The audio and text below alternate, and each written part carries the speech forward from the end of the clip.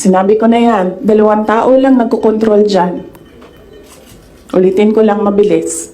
Si Zaldico, Martin Romualdez. Kita natin yan. Tingnan nyo ang NEP, tingnan nyo ang GAA, tingnan nyo ang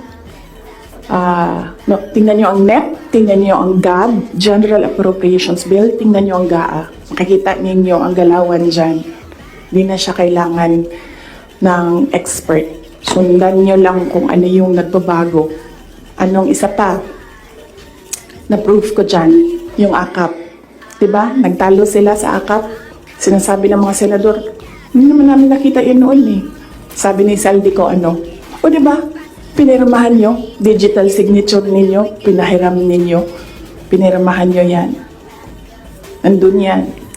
Wala nang bycam na nangyayari.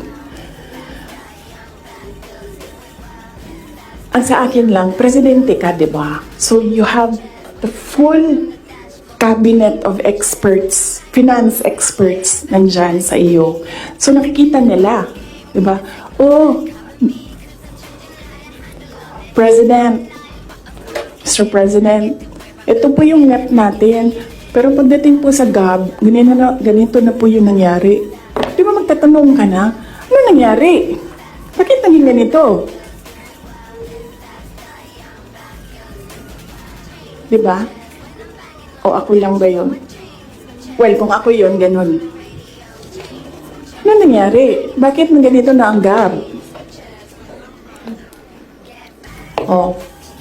Pagdating ng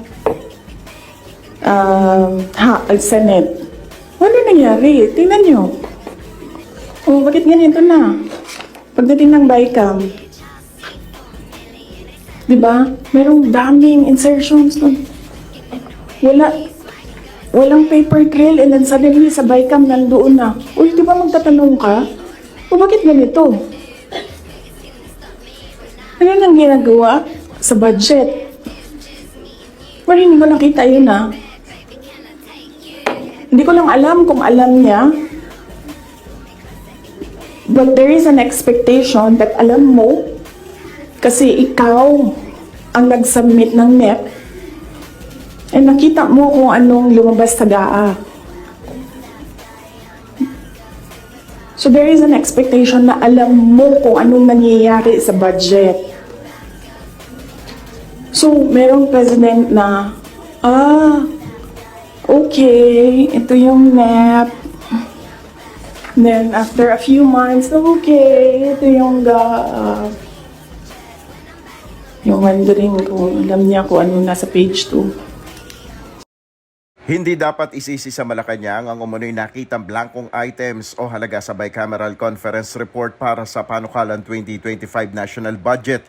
Ayon kay Executive Secretary Lucas Bersamin, ang nakarating sa Malacanang ay ang enrolled bill na nilagdaan ni Pangulong Ferdinand Marcos Jr. Ang problema natin dyan is hindi kami ang mananagot dyan kung mayroon mang pagkukulang sa bagay na yan dahil BICAM report yan Wala kaming kinalaman sa BICAM report. Ang may kinalaman lang kami yung finished product na pinapirmahan sa presidente. Hindi yung blank check.